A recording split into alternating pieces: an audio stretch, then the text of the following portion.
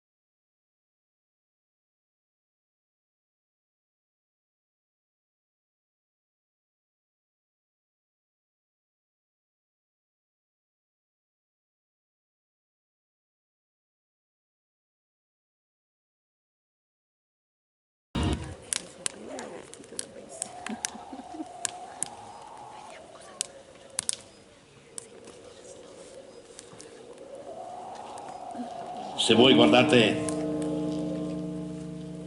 a ovest, vedrete Bassano, poi Vicenza, poi Verona, Brescia, Milano. Se guardate a sud troverete Padova, Montagnana, Monselice. A est Treviso, Belluno, Feltre. Tutte città che un tempo furono sotto il dominio degli Eselini. Nel settembre 1259 Ezelino, partito alla conquista di Milano, tanto si sentiva forte, assieme a tantissimi alleati, alle porte di Milano, a Cassano d'Adda, si scontrò con le truppe dei milanesi che riuscirono a sconfiggerlo e a ferirlo. Fu ferito da un dardo di balestra alla gamba, fu catturato e portato al castello di Soncino, in mezzo alle paludi. Ebbene lui, che era il signore della Marca, il signore incontrastato, il figlio del demonio, come lo chiamavano, decise di non farsi curare. Tutti volevano che morisse, ma lui decise di morire quando lo avesse detto lui. E così fece. Lui morì tra i tormenti, ma piuttosto che dare soddisfazione ai suoi nemici, neanche nella morte gli diede la soddisfazione di averlo vinto. Fu gettato nelle paludi attorno a Soncino e di lui per un po' non si seppe più nulla. Ma una cosa avvenne: in tutte le città, Treviso, Padova, Verona, Belluno, tutte insorsero contro ormai coloro che rimanevano degli Eselini, soprattutto Alberico, che a Treviso, da signore incontrastato di Treviso, capendo quello che stava succedendo, decise di rintanarsi, naturalmente recuperando tutti i beni suoi e della famiglia degli Eselini, di rintanarsi nel formidabile castello di San Zenone. Ecco quindi Alberico, con 300 cavalieri tedeschi e i 500 arcieri saraceni che gli aveva lasciato il suo fratello, si rintanarono qui a San Zenone, ben sapendo che nessun assedio avrebbe mai potuto conquistare questo castello proprio al centro dei domini degli Eselini, questo castello dal quale a mezza giornata di viaggio si raggiungeva qualsiasi punto del confine, questo castello con il quale, dove i suoi nemici sarebbero arrivati tutti da tutte le parti, sarebbero arrivati per metterlo sotto assedio, per conquistarlo, per cercare di stanarlo e di porre fine finalmente a questa dinastia, a questa famiglia maledetta, a questa famiglia che tanti lutti e tanti gravi guerre aveva portato in queste terre.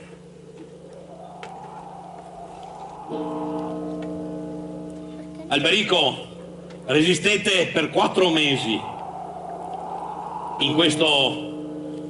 a questo assedio, tanto che dalla sua torre lui poteva vedere le bandiere di Verona, di Padova, le bandiere di Treviso, le bandiere crociate nei vari accampamenti e vedere i movimenti dei cavalieri che cercavano di scorazzare, cercavano di costringere i tedeschi a uscire in campo aperto per una battaglia decisiva. Così fecero, un po' alla volta, anche per dimostrare la loro forza. Si presentarono l'esercito degli assedianti al completo e, invitato tutti i cavalieri tedeschi a scontrarsi con loro, cercavano di sopperire alle mancanze che l'assedio aveva prodotto. Senza faccia. Ecco allora che dal castello tutti quanti i soldati tedeschi, i più forti che si potessero conoscere, iniziarono a schierarsi. E lì, cercando di mettere mano a tutte le tecniche militari conosciute fino allora, a soldati, a bestie alle armi, decisero di scontrarsi e misurare la forza degli vari eserciti. E lì, nelle varie formazioni con cui questi eserciti erano soliti entrare in guerra, iniziarono le manovre, iniziarono a vedere chi poteva avere la supremazia del campo. E lì, in spazi ristretti, come meglio si poteva fare col poco spazio a disposizione, lì sangue, botte, sudore, grida, urla, forza si mescolarono.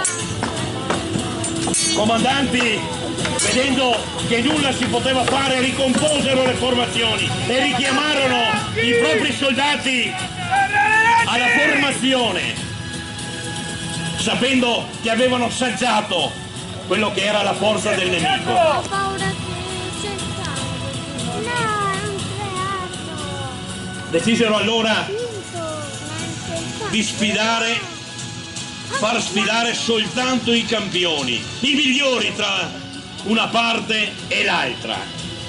E dallo schieramento uscirono dei soldati non in armatura, per far vedere il coraggio che avevano semplicemente con il gambeson, senza maglia di ferro, senza elmo, per far vedere che loro non avevano paura della guerra, non avevano paura dei combattimenti. E lì, all'ordine del loro comandante, si caricarono. Andate avanti! Carica! E lì si vide l'abilità, la velocità, la forza che questi uomini avvezzi alle guerre, arrivati da tutto il mondo conosciuto di allora, che parlavano lingue diverse, ma che avevano una lingua in comune, quella della spada, quella del combattimento, quella della guerra. Ma anche qui, vedendo che non si arrivava a niente di fatto, si decise di far ritirare tutti gli eserciti ai loro quartieri. E fu il momento in cui Marco Badoaro, che era il comandante delle truppe assedianti, decise di fare una semplice cosa. Decise di fare quello che fece Giuda con nostro Signore: 4 soldi, e sicuramente qualcuno ci sarà il castello che potrà aprirci le porte affinché possiamo entrare E così fecero. Durante la notte un losco figuro, che non fu altro che il comandante dell'esercito degli assedianti, andando sotto alle mura, facendo sì che Alberico dall'alto non potesse vederlo, fece un fischio. Era il segnale che durante il combattimento si erano messi d'accordo, e Mesa da Porciglia, che era il comandante delle truppe difensive, era l'ingegnere che aveva provocato, che aveva realizzato tutte le opere di difesa del castello, come Giuda, dicevo, decise anche di prendere quei soldi. In definitiva,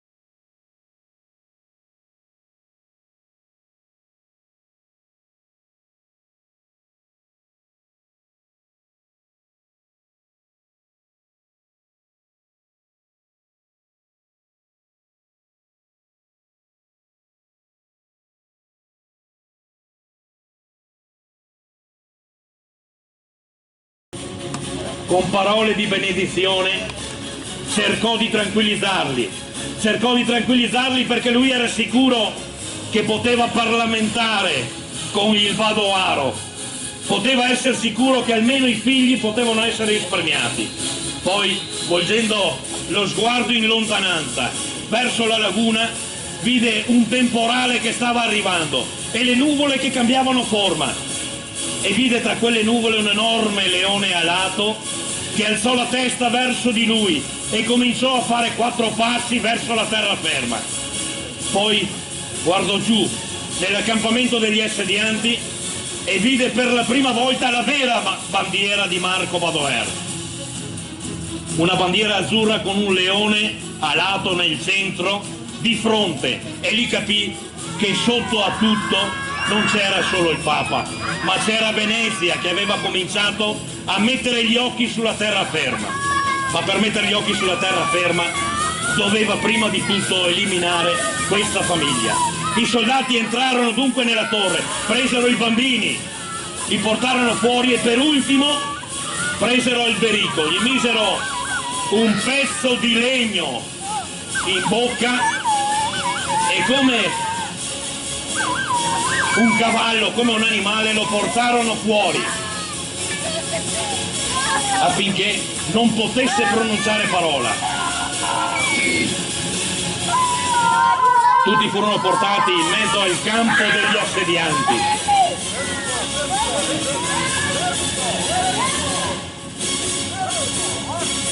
Marco Badoaro fece avanzare gli arcieri a prepararsi. Avanti, arcieri! Aveva deciso che il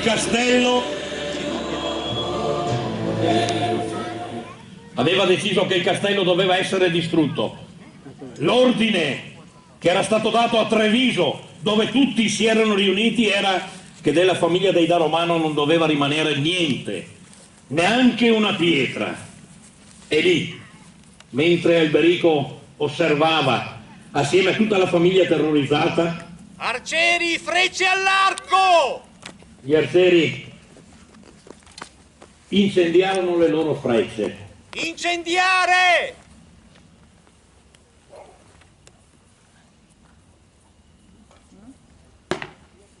Volendo utilizzare quel fuoco che da sempre è stato il fuoco che ha caratterizzato la forza Prendere! dei Da Romano, Scoccare! scagliarono le loro frecce contro il castello e il castello iniziò a bruciare dal basso, iniziò dalle stalle, iniziò dai magazzini, ma nonostante tutto non prese fuoco come pensavano. E lì, in quel momento, nel momento in cui vi fu l'incendio, dal castello uscirono delle figure mostruose, come demoni dell'inferno, che iniziarono a combattere, iniziarono a far vedere chi erano i Daromano, iniziarono a far vedere che il fuoco loro non era il fuoco che gli assedianti avevano gestito.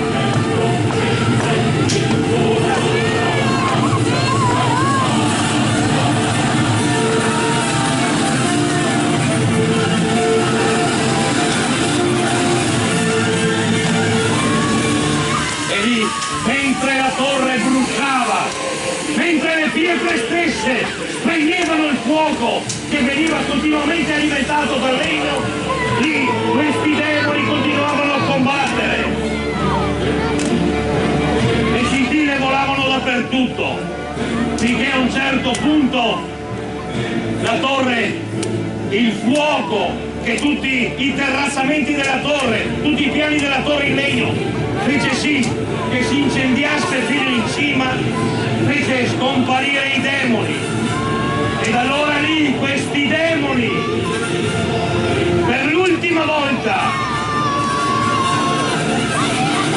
fecero capire chi era che comandava, chi erano i più forti, fecero vedere la loro opera, poi improvvisamente scomparvero.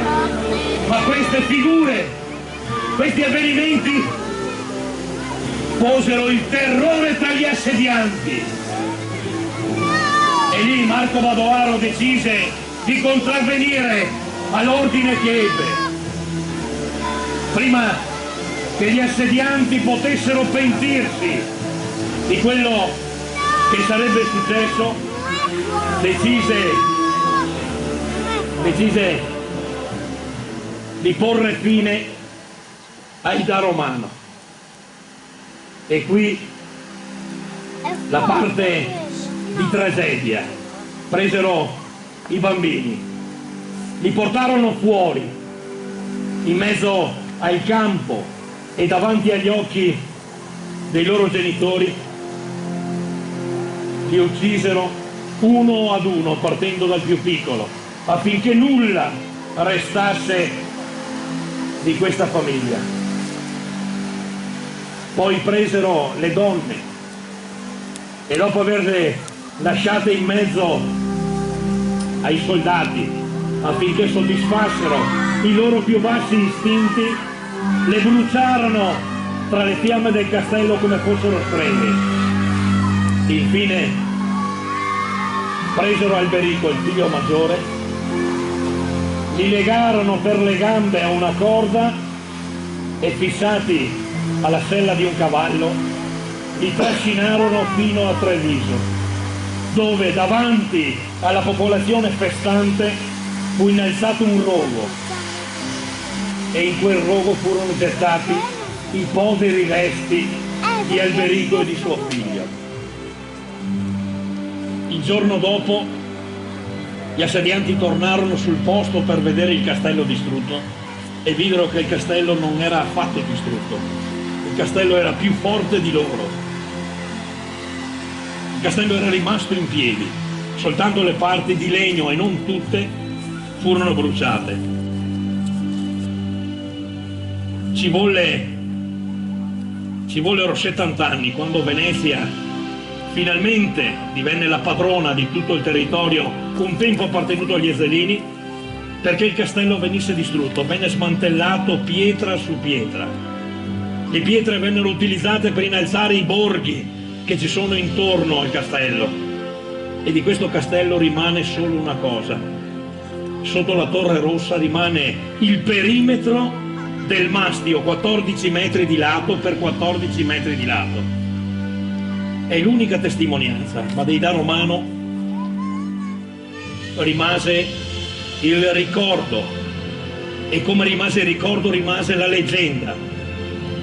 Si racconta che dalla sua tomba nelle paludi di Soncino Ezzelino si trasformò in un drago, quel drago che poi, attraverso la leggenda, divenne il simbolo stesso di Milano, il drago dei Visconti, che è quello impresso proprio nella città di Milano, cosicché Ezzelino, che non riuscì a conquistare Milano in vita, è riuscito a conquistarlo perennemente dopo la morte.